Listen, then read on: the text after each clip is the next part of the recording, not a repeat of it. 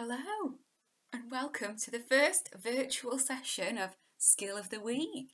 I'm actually waving at you, but you can't see me, so I'll stop now. So, our first session is Interpersonal Effectiveness, and we're going to look at the give skill.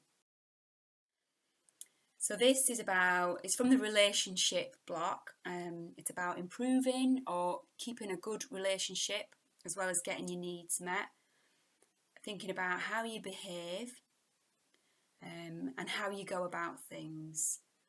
So, for example, are you using a gentle voice? Are you being respectful? Do you ask or do you demand things? Are you listening when you ask for things? When you're having those communications with people. So we're going to look at lots of things that go on within an interaction with somebody else. So how you behave. So if you cry and throw a tantrum every time your best mate forgets your birthday, they'll most likely remember your next birthday, but they'll probably remember it for the wrong reasons. So they'll remember it out of bitterness rather than kind of love and affection. It won't be, it's so-and-so's birthday, I'm going to get her a card because, to show her I'm thinking of her. It'll be, gosh, I better get so-and-so a card, otherwise they're going to kick off. So you get what you want, but maybe there's like a different motive behind it. Whereas a more effective approach, you can gently remind them a few days before, or ask them with an easy manner to put it on their calendar so they can remember, or share a picture of like, oh, do you remember when we went out last year on my birthday? And said like, oh crikey, yeah, it's a birthday. So there's ways of doing things that you get your needs met, and ways of maintaining those friendships and relationships. So the give skill, it stands for give, gentle, act interested, validate and use an easy manner. So the first one, be gentle. This is about being nice, respectful, not attacking or throwing judgments out there or making threats to people. People respond to gentleness rather than harshness. And have a think about the times when people have been gentle with you and when they might have been more harsh with you, and think about how that made you feel and what kind of response that you gave them. So attacks. People really don't like it if you attack them, if you threaten them. So if you don't do this, then I'll never be your friend again. So you're kind of backing people into a corner there. Or if you don't do this, I'm going to put in a complaint about you. Right? That never goes down well. So attacking and threatening can form things like hitting people, feeling like you're dominating over them, shouting at them, unleashing the beast, kind of really going at them and making people feel threatened and vulnerable. Expressing your anger in a shouty way, using your fists, kicking, texting, pulling faces. So you can express all these things just over text. You can shot, quite schneedy text messages, and they can have quite a powerful effect. So what might a look like?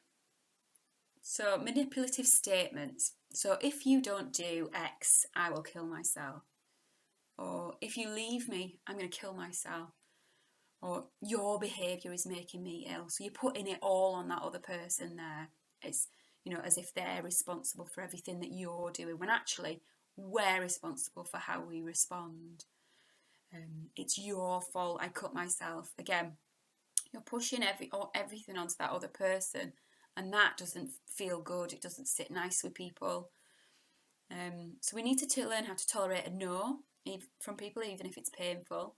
We need to learn how to stay in discussions, even if they again get painful, and exit gracefully. I think we've mentioned this before. So, this is about, learning when to walk away without kind of slamming the door, kicking stuff in and, flipping a table as you leave. Exit with grace.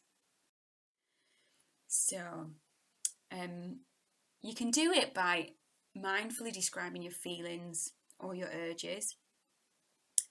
sounding as though you're working hard to change, because you are. Change isn't going to happen overnight. It's difficult, but you are working hard, and you want to show people that. And also taking responsibility for your difficulties and your problems.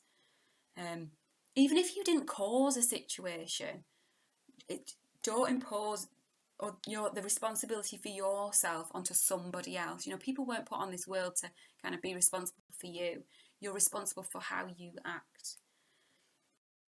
So this is no judgment. So you can't guilt trip people. You can't call them names. I could list a load of names, but I won't. But calling people a moron or all sorts of things, that usually doesn't really go down very well, and people don't really want to do things for you after you've called them names.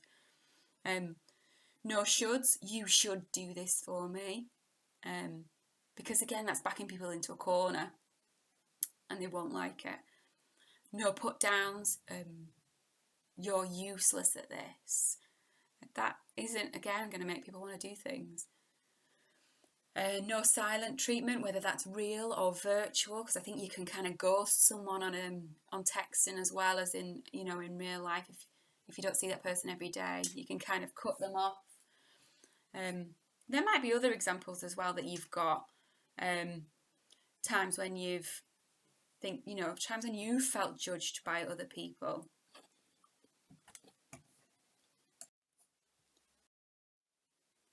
No disrespect, so no sneering, expressing nastiness or scorn, swearing, walking out, ignoring, being rude, mimicking them.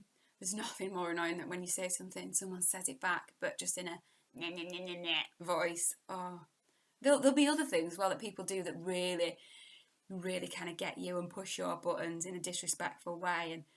But it's also thinking about, okay, what might I be doing in a disrespectful way? Am I responding to how I'm feeling in that moment, in that emotion?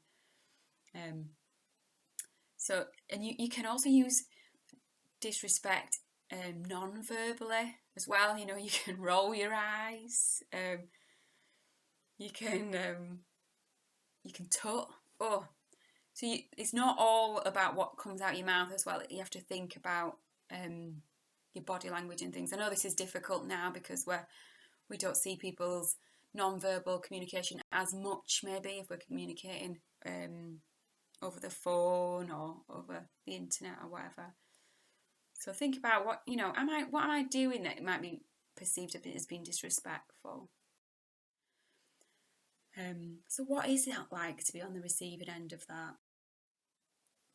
So when you use things like punishment, threats, aggression to get what you want, people might do what you want when you're around, but when you're not there, or they can't see you, or you can't monitor what they're doing, they might just not bother. They might give you all the yes, absolutely, and then just choose not to do it because you've really peed them off. So it's a strategy, but it doesn't really work in the long run because it can ruin relationships. It can it can cause you not to want to go back to places because you've kind of made a bit of a show of yourself.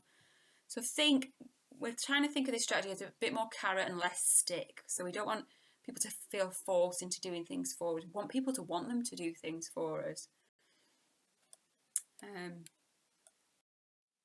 So if you do behave badly, like for example, a customer service agent at an airport, they might be really courteous to a person yelling, "Absolutely, sir. Absolutely, yes, madam." Nodding in all the right places while you're screaming about a missed flight. But that same person can keep you off the next flight if they want to. They just won't tell anyone or let you know about that. Or a patient that shouts at the receptionist, they might not be offered the next appointment. They might kind of cause them secretly to wait for a little bit longer. Word of advice, don't ever be rude to people in a restaurant because they can quite easily spit in your food. People do these things because you've really upset them and you've kind of attacked them. So sometimes they want to attack you back, so don't ever be rude to people in a restaurant and then eat something. Whoa, that's a risky game. So your behaviour has consequences, and people will want to put off being with you if you're going to constantly behave in a certain way. So the I is interested. Be interested in the other person. Listen to their point of view, their opinions, their reasons for saying no, or reasons for making a request.